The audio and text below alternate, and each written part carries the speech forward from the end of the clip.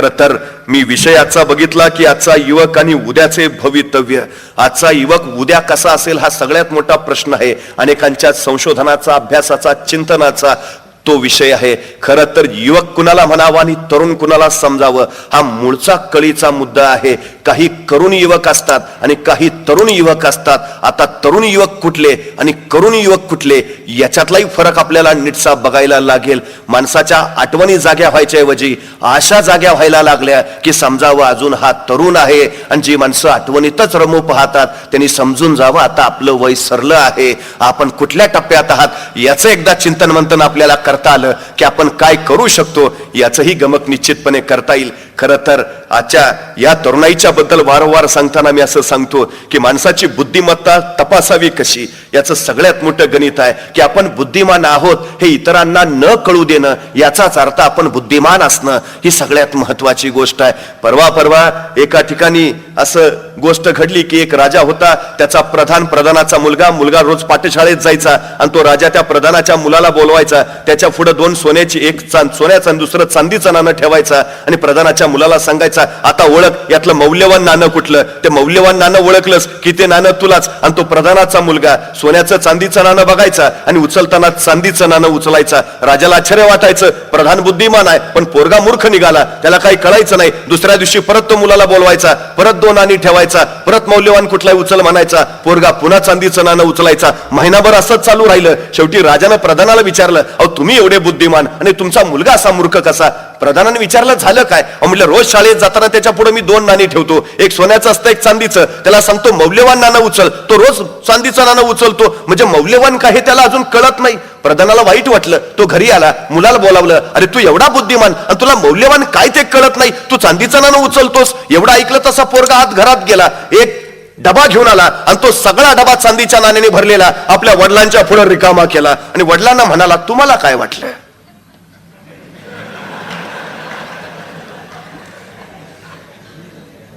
हे महिनाभर गोळा केलेले आहेत म्हटला.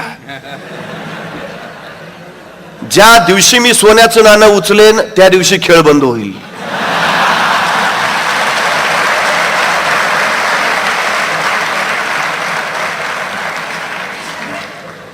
एका सोन्याच्या नाण्याच्या बदल्यात 30 चांदीची नाणी हरवायला मी काय पागल आहे का?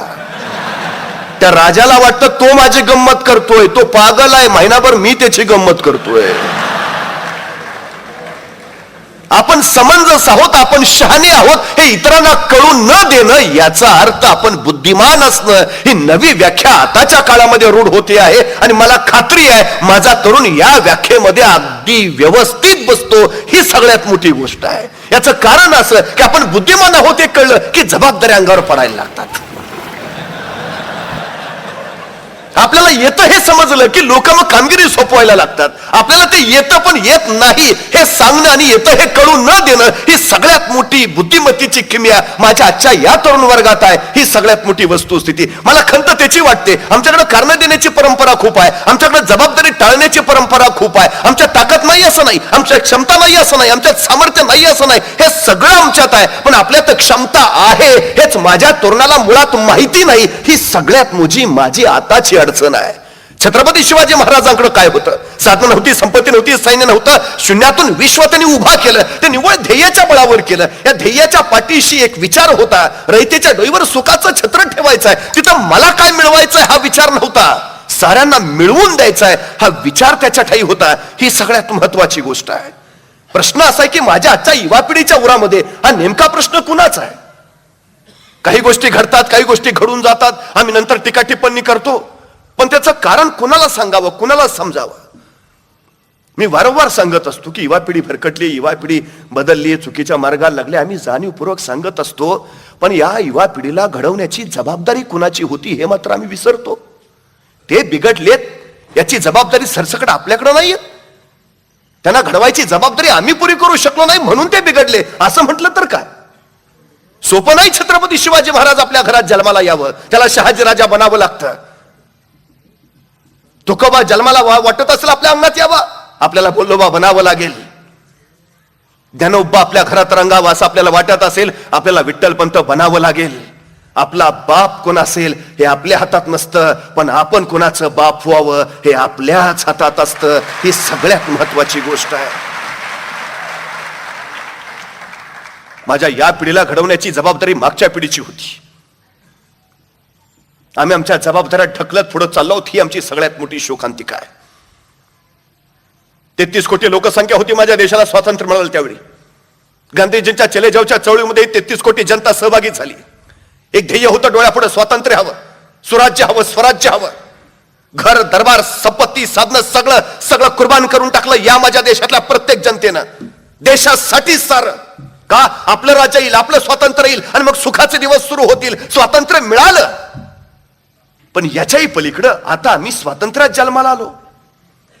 ज्या माणसांना पारतंत्र्याची धग जाणवत नाही, त्यांना स्वातंत्र्याची किंमत कळत नाही, आणि ज्यांना स्वातंत्र्याची किंमत कळत नाही त्यांना स्वातंत्र्य हाच स्वैराचार वाटायला लागला, आणि मग जे घडू नये ते घडायला लागलं. ही वस्तुस्थिती माझ्या तरुण पिढीचं आता ते झालंय. आता मिळवण्यासारखं काही नाही, ध्येय नाही, काही करायचं, स्वराज्य नाही, काही सगळं सगळं आहे ना. माणसाच्या जगण्याची राहणीमान उंचावली, आजूबाजूला मोठमोठ्या गोष्टी दिसायला लागल्या, उंची मोबाईल्स दिसायला लागले.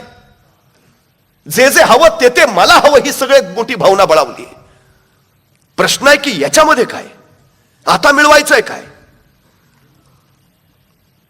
मग अशा वेळी आमची मुलं नेमकी कुठल्या दिशेनं जात आहेत याचं चिंतन आम्ही कधीतरी केलं पाहिजे.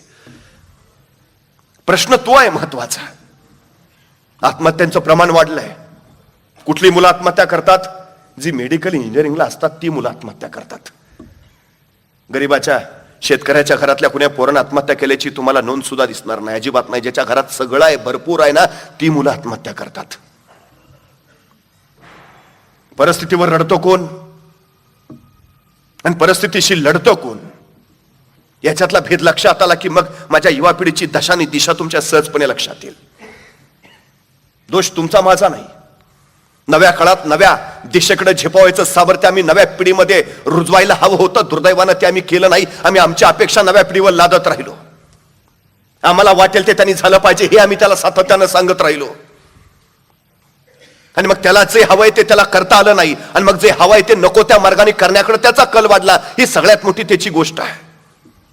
तरुणपणात ऊर्जा असतेच, तरुणपणात उर्मी असतेच, तरुणपणात धाडस करावंच वाटतं त्याला, तरुणपणात साहस करावंच वाटतं त्याला. प्रश्न असा आहे की माझ्या आताच्या दुनियेनं त्याच्यातल्या असलेल्या ऊर्जेला रस्ताच करून ठेवला नाही, त्याच्यात असणाऱ्या उर्मीला मार्गच उपलब्ध करून दिला नाही. त्याला जे साहस करावं असं वाटतंय त्या साहसाला त्याला आता कुठे जागाच राहिली नाही. त्याच्यामध्ये जे धाडस असतंय ते धाडस दाखवायला त्याला कुठे शौर्यच गाजवू दिलत नाही. ही सगळ्यात मोठी अडचण आहे. साहेब, आपण मगाशी उल्लेख केला की रस्त्यावरनं माणसं गाड्या नीट चालवत नाहीत, पोरच चालवत नाहीत. मी सांगतो का चालवत नाहीत? कारण हे वयच आहे त्याचं मस्ती करायचं. 16 वर्षाच्या शिवाजी महाराजांनी आपल्या उरातली ऊर्जा कुठं काढली? त्या मोगलांच्या विरोधात काढली. आमच्या पुढे असा शत्रूच नाही की आमच्या अंगातली ही मस्ती कुणा पुढे तरी काढावी. मग ही मस्ती आम्ही रस्त्यावर काढत फिरतो. तानाजीबाजी येसाजी कोंडाजीला ध्येय दिलं महाराजांनी. रग होती, धग होती, धाडस साहस करण्याचं साधन दिलं महाराजांनी. आमच्या तरुण पिढी पुढे ते नाहीये. ही अडचण आहे सगळ्यात मोठी, सगळ्यात महत्वाची गोष्ट आहे ती. या तरुण पिढीमध्ये जे आहे ना ते बाहेर काढायला जागा द्या. त्या मी कुकर बघतो, कुकरमध्ये वाफ कोंडली ना की मग शिट्टी वाजते. त्या शिट्टीतनं वाफ नाही बाहेर पडली तर मग झाकण उडतं, नंतर कुकरच उडतो. हे कोंडलं गेलेलं आहे सगळं तरुण पिढीत. माझ्या अडचण ती झाली आहे सध्या. यांना जे हवं ते करू दिलं जात नाही. ही सगळ्यात मोठी वस्तुस्थिती आहे. बरं, दुसरी महत्वाची गोष्ट, काय करावं तेही सांगितलं जात नाही. कुठलं योग्य कुठलं अयोग्य हे तरी कुणी तपासावं, ही सगळ्यात मोठी आणखी अडचण आहे.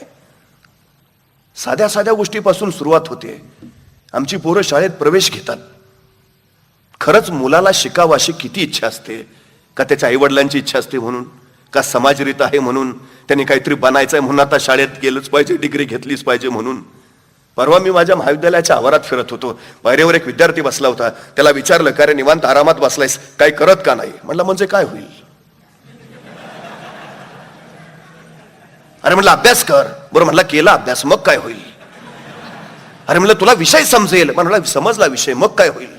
अरे म्हणलं पेपर सोपा जाईल. बरं म्हणला गेला पेपर सोपा, मग काय होईल? अरे चांगले मार्क पडतील. बरं म्हणला पडले चांगले मार्क, मग काय होईल? अरे म्हटलं चांगला पास होशील, बरं म्हटलं झालो चांगला पास, मग काय होईल? अरे म्हटलं चांगली पदवी मिळेल, बरं म्हटलं मिळाली चांगली पदवी, मग काय होईल? अरे म्हटलं चांगली नोकरी लागेल, बरं म्हटलं लागली चांगली नोकरी, मग काय होईल? अरे म्हटलं चांगला पगार मिळेल, बरं म्हटलं मिळाला चांगला पगार, मग काय होईल? अरे म्हटलं चांगले पैसे मिळतील, बरं म्हटलं मिळाले चांगले पैसे, मग काय होईल? अरे म्हटलं त्या पैशानं तुला पाहिजे ते विकत घेता येईल, बरं म्हटलं घेतलं विकत, मग काय होईल? अरे मग म्हटलं तुला निवांत आरामात राहता येईल. मग माझं आत्ता काय चाललंय?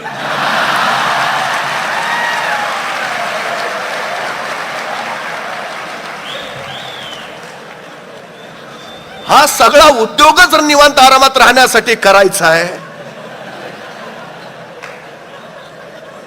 तर आता पायरीवर आरामातच आहे ना. अडचण काय आहे? आम्ही नाही सांगत आमच्या पिढीला तुला हे का करायचं आहे. आम्ही सांगतो फक्त पगार मिळेल, नोकरी मिळेल, पैसा मिळेल, तुला हवं ते मिळेल आणि बस नंतर आराम. मग आता चाललंय ना हो. अडचण काय आहे? सगळ्यात मोठी शोकांतिका ती आहे. सगळ्यात मोठी सांगा का करायचंय त्याला. आयुष्याचा अर्थ तरी काय आहे?